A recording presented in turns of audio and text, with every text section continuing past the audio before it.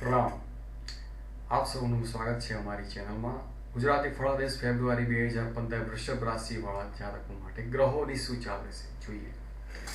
આ મહિનામાં સૂર્યગ્રહના ભ્રમણની વાત કરીએ. મકર રાશિમાં ભ્રમણ થશે 13 ફેબ્રુઆરી સવારથી. કુંભ રાશિમાં સૂર્યગ્રહ ભ્રમણ કરશે. બુધ ગ્રહનું ભ્રમણ મકર રાશિમાં થઈ રહ્યું છે. મંગળ ગ્રહ કુંભ રાશિમાં ભ્રમણ કરશે 12 ફેબ્રુઆરી બપોરથી.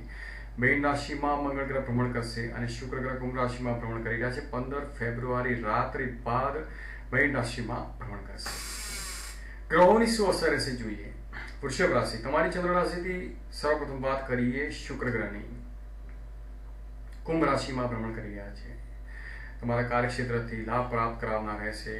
ક્યાંક આળસ પ્રમાદનું અહીંયા બેદરકારી ન રહે તેની કાળજી રાખવી જરૂરી બનશે. શુક્ર ગ્રહ જે તમને સારી સુખ સમૃદ્ધિ આપનાર બનશે. અને 15 ફેબ્રુઆરી રાત્રિ બાદ મીન રાશિમાં શુક્ર ગ્રહ ભ્રમણ કરશે. ઉચ્ચ રાશિગત થઈ અને તમારા લાભ ભાવને પ્રભાવિત કરશે.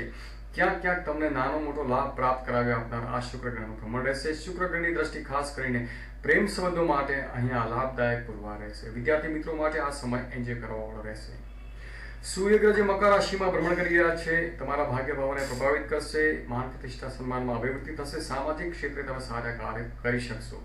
13 ફેબ્રુઆરી સવારથી કુંભ રાશિમાં સૂર્યગ્રહનું ભ્રમણ થશે જે તમને તમારા કર્મક્ષેત્રથી લાભ પ્રાપ્ત કરાવી આપનાર બનશે. સૂર્યગ્રહની દ્રષ્ટિ ખાસ કરીને જમીન મકાન વાહન માટે પર અહીંયા સારા એવા નિર્ણયો પ્રાપ્ત કરાવી આપનાર બનશે.